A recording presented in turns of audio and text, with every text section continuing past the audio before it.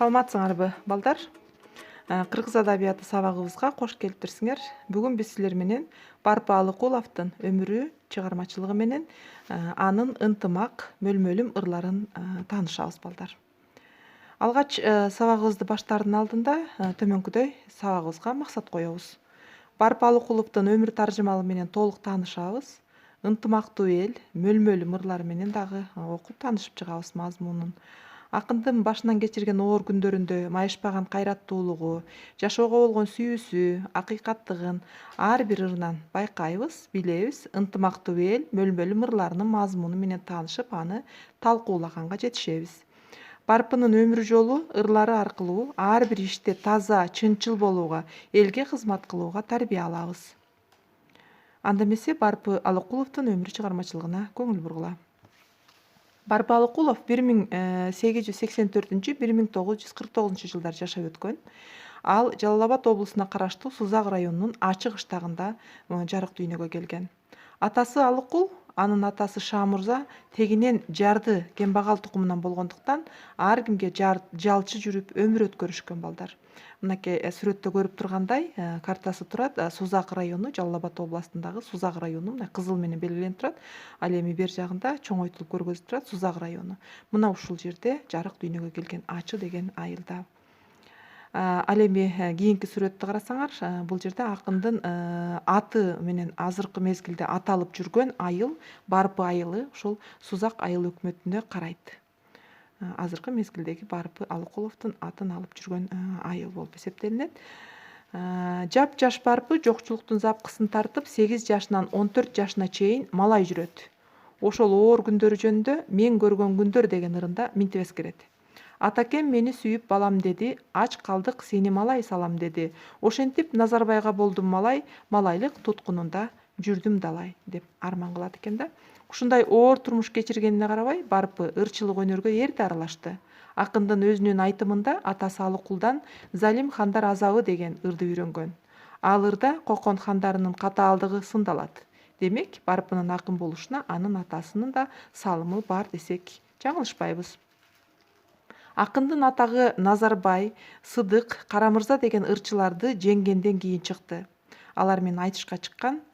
1915-жылы акын атайын Токтогулга барып, жолугуп, Токтогул Сатылгановду билебиз, биз өмүрү менен ырлары менен таанышканбыз. Мына ошол акынга атайын барат экен дагы, андан таалим алган. Улуу акын анын Барпынын өнөрүн сыйлап, аябай жакшы өнөрпоз, таланттуу экендигин баалап, Барпыга Токтогул ат тартуулаган экен. Барпы акын колуна комуз алып ырдаган эмес, балдар. Ал обонго салып жөн гана ырдаган. Өзүнүн башкача акындардыкына окшобогон стили болгон. Обон менен эле ошол ырдай берген стиль экен да. Акындын айрым маалыматтарга караганда 23% болгондугу айтылат. Бирок алардын баары бул жашоодон эрте кош айтышып кете берген да. Эмне үчүн мындай 23% деп таң калышыңар мүмкүн. Бул акын баягы көзү көрбөй калгандыгына байланыштуу. Ал жеке турмушунда көп азапты, кыйынчылыкты тартканда, мындай үйлөнгөн аялдары дагы көп мындай жашабай көпкө чейин туруп калбастан кетип калышып, анан ошондон баягы балдары дагы турбай, улам төрөлгөндө ошол жаш кезинен эле чарчап калышып, анан ушундай көп балдарын жоготуп алган экен да. Ошо жеке турмушунда дагы абдан бактысыз болгон бул акын. Бир гана кызы ошол аман калган деп айтышат азыркы мезгилде. Ошондон бала чакалары бар деп дагы айтылат, ошо небере чеберелери бар деп. Өткөн оор турмуш өз таасирин бердиби? Барпы 36 жаш курагында катуу ооруп, анан ошонун натыйжасында эки көзү көрбөй калат да. Даанышман акын ошентип 1949-жылы 9 ноябрда Фрунзе шаарында, азыркы Бишкек шаарында дүйнөдөн кайтты. Анын сөөгү ошол Бишкектеги Ала Арча деген белгилүү акындардын, белгилүү инсандардын көрүстөнү бар. Мына ошол жерге коюлган. Барпы Алыкулов мына ушул баягы бала кезинен көп азапты чегип, малай жүрүп, анан кыйналгандыгынын натыйжасынан ошол 36 жашынан эле көзү көрбөй калган экен да. Ошондон баштап 36 жашында көрбөй калса, андан кийин 65 жашка чейин анын ушундай сабырдуулугу, ошол көзү көрбөсө дагы отуруп калбастан ырдап, өзүнүн чыгармачылыгын уланткан ушундай кайраттуулугун байкасак болот экен. Өмүр баяны менен таанышып аткандачы. Барпынын азыркы мезгилде жашаган үйү акындын өмүр жолу жана чыгармачылыгына арналган үй музейине арналган да. Үй музейи болуп азыр иштейт. Анда эмесе биз ошол акындын үй музейине кичине бир аз саякат жасап көрөлү. Кыргыз элинин даанышман ойчулу Барпы апыздын үй музейи деп мынакей кире беришинде жазылып турат экен. Андан кийин ошол ичинде, музейдин ичинде акындын сүрөттөрү, даректүү маалыматтар камтылган экен. Мынакей сүрөттү силер көрүп турасыңар. Бир канча сүрөттөрү турат, акын жөнүндө кыскача маалыматтар жазылган экен.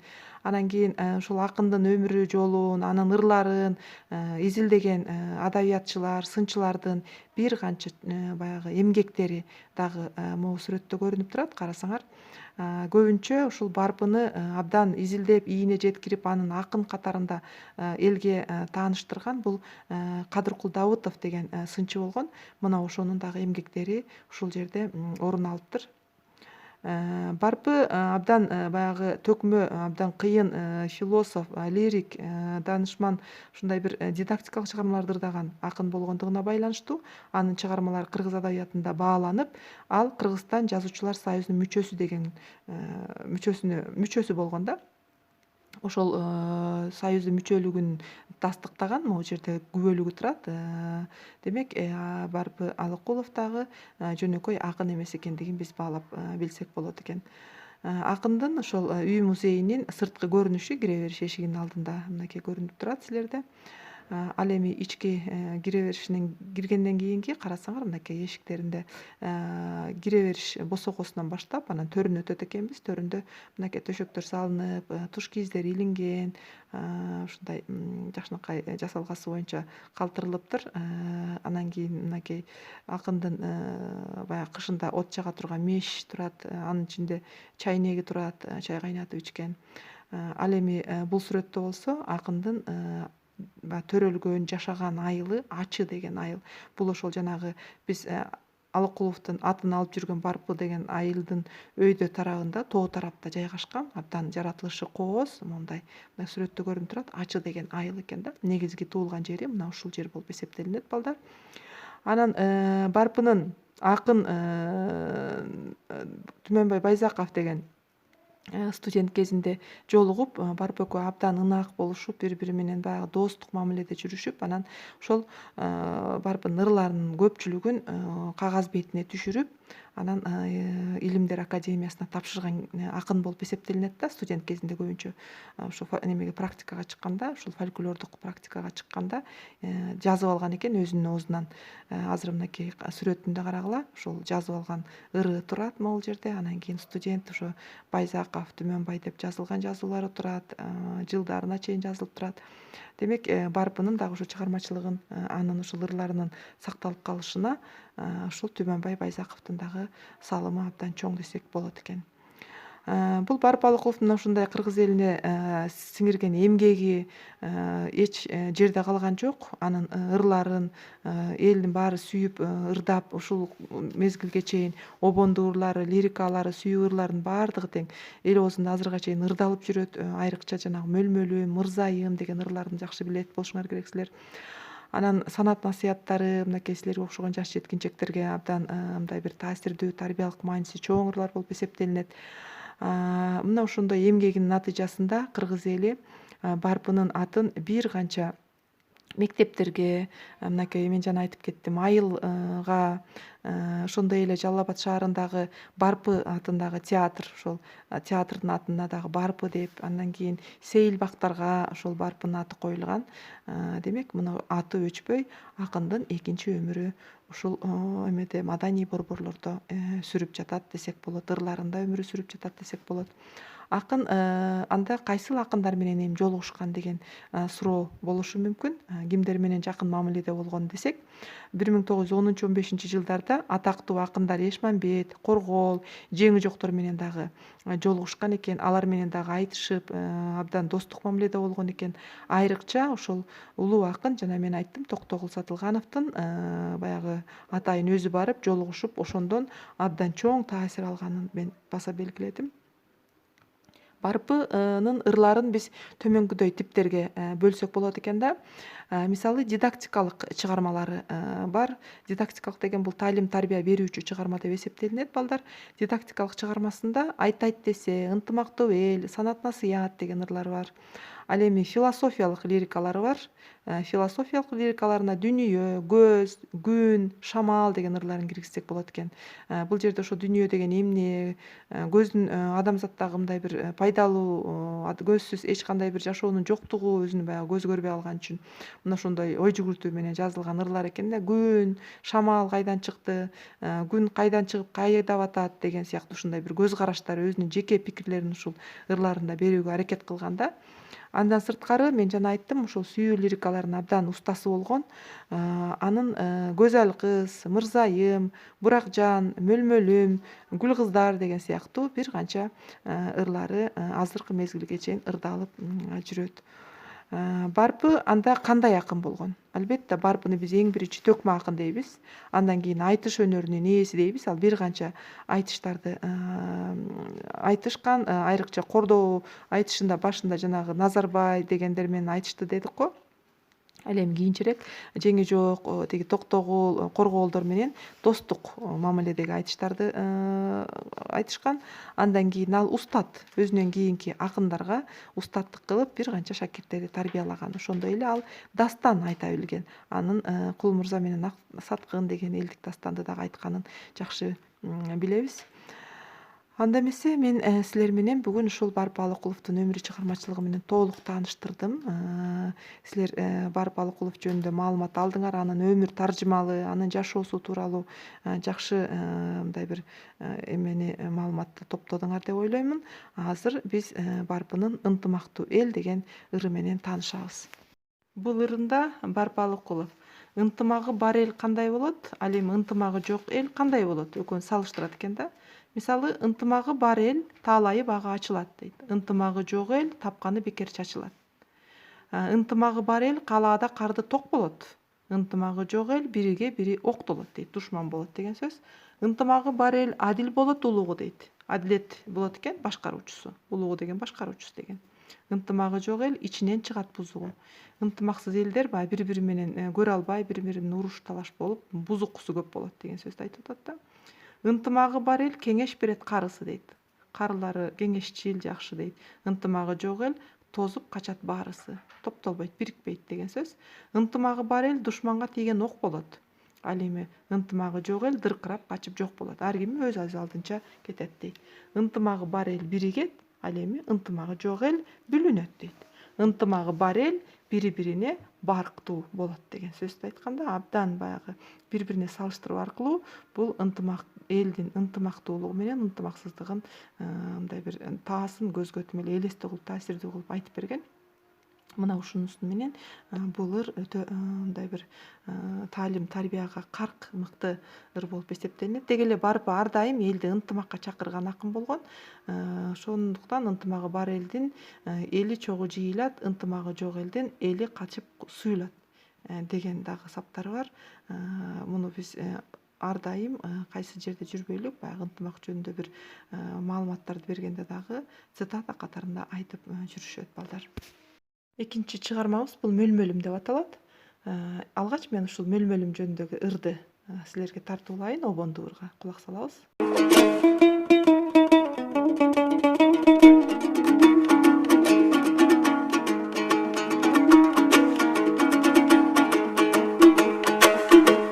Беттин көркү нур менен, абелдин көркү кур менен, биз сүйгөн сулуу мөлмөлүм анда белгилүү болсун ыр менен. Эки лабым кызыл гүл ачылгандай мөлмөлүм, бир карасам жүрөгү чачылгандай мөлмөлүм, маңдай чачылар калаңа жибегиңдей мөлмөлүм. Күйдү мөлмөл аппагым, аламдан сенде таппадым, издеп күн-күнүңа мөлмөлүм деп какшадым. Секин баскан бутуңдан, седана мончок жытыңдан, кадам койгон бутуңдан, калемпир мончок жытыңдан. Чыныга куйган бал болсоң, чымындай ага малынсам, чыга албай жатып ошондоң ачын өзүңө багынсам, чыгарып койсоң боноруп, чырагың болуп жагылсам, ал торолу мойнуңа лак маржан болуп тагылсам. Bayda mal berbey, ayrır köştün nar berbey, sürüp mal berbey, sürür köştün nar berbey. Başımdı versem tartuğan alar belen mölmölüm, aşkılığa bir dava tabar belen mölmölüm. Cemal berbey özüm berettip, ölmese kimge gerekti balçalar belen mölmölüm. Bereyin desem malım çok, mal tabuğan alım çok. Kedeyliktin dartınan atışım jalın içim çok. Mangdayga жазган ушул бу чеч албады көңүл шок. Көрүнүп койчу бир жолуң абруттан чыккан айга окшоп. Көрүнүп койчу бир жолуң абруттан чыккан айга окшоп. Балдар, мөлмөлүм ыры менен дагы таанышып чыктык. Эң негизгиси мөлмөлдү эмнеге салыштырып атат? Маргалаңдын жибегиндей дейт. Кызыл гүлдөй, чынардын чырпыгындай, өзгөнүн күрүчүндөй дейт, зергердин күмүшүндөй деп аябай мындай бир эң мыкты, кымбат нерселерге салыштырып атат. Демек бул жерде ошол акындын ошол мөлмөл кызга абдан ашык болгондугу, ага жетпей баягы турмуштун запкысын жеп, өзү кедей болгон үчүн тиги байдын кызы болуп, ошого жете албай арман ичинде калганын, бирок ошол ичинде жеп сызып жүрө бербестен аны бүт элге эми жарыя кылбасам болбой калды деп, анан элге ошол арманын төгүп ыргыдагандыгы тууралуу сөз болуп атат, балдар. Биз балдар Барпалыкуловдун чыгармалары менен дагы тааныштык, анын өмүр жолу менен тааныштык. Анда бүгүнкү сабагыбызды жыйынтыктоочу суроолорго кезек берели. Суроо: Барпынын комузу бар беле деген. Силер баарыңарга мен жана айтып бердим, түшүнүктүү болуш керек, эсиңерде болсо керек. Барпы төкмө акын болгон, бирок ал колуна комуз алып ырдаган эмес. Анын өзүнүн стили болгон деп айтканмын. Экинчи суроого өтөлү. Акын көрбөй калса да ырдап, акындык өнөрүн улантат. Ал кандай сапатка ээ деп айтсак болот экен да. Демек айрымдары көзү көрбөй калса, психологиялык абалга түшүп, бардык нерседен мындай бир өзүн кечип кетиши мүмкүн эле да. Бирок акын андай кылган жок да. 36 жашында көзү көрбөй калса, 65 жашка чейин ал ырын улантып келген, акындык өнөрүн таштаган эмес. Демек акын эч качан жалтанып бир нерседен корккон эмес экен. Абдан сабырдуу болгон, акындык өнөрүн таштабай ырдаганы анын эмгекчилдиги жана максаттуулугунан кабар берип турат. Суроого өтөбүз. Барпы кандай жанрдагы ырларды жазган? Биз жана бир сыйра талкуулаганбыз. Барпы философиялык, дидактикалык, сүйүү, санат насыят ырларын жаратканын жакшы билебиз. Барпынын чыгармаларын кагаз бетине түшүргөн акын ким болду? Жакын студент кезинен баштап ошол акын менен жакын достукта жүргөн бул Түмөнбай Байзаков деген болчу. Барпы канча жашында каза болгон? Барпы 65 жашында каза болгон. Акындын Ынтымактуу эл деген чыгармасы менен тааныштык. Мына ошол ынтымак болгондо жерде эмне болот экендигин жакшы билдик. Анда төмөнкү суроодо көпчекиттин ордуна тиешелүү сөздөрдү коюп, макал лакаптарды толуктайт экенбиз. Бул макал лакаптар ынтымак жөнүндө экен. Ынтымак бар жерде эмне бар? Ынтымак бар жерде эмне бар? Экинчиси: ырыс алды эмне? Ынтымактын түбү. Ойлонуп көрөсүңөр.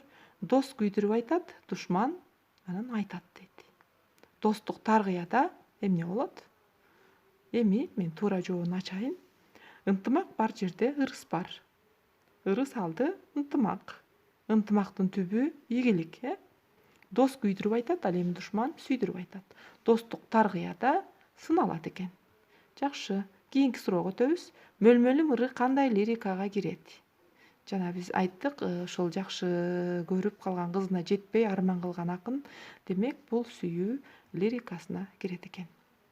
Балдар, ошентип биз Барпалыкуловдун чыгармачылыгы менен толук тааныштык. Анын өмүр жолу менен ырларын окугандан кийин биз кайратмандыкка, акыйкат, ак сүйлөөгө, эмгекчилдикке, сөз өнөрүн баалоого тарбияланат экенбиз. Анда үйгө силер тапшырма алып алгыла. Барпы акындын Ынтымактуу эл ырынан жаттап келесиңер. Бүгүнкү сабакка көңүл бөлүп абдан активдүү катыштыңар деп мен эсептейин силерди. Анда эмесе силерге чоң рахмат. Кийинки сабакка чейин аман болгула. Биз сүйгөн сулуу мөлмөлүм анда белгилүү болсун.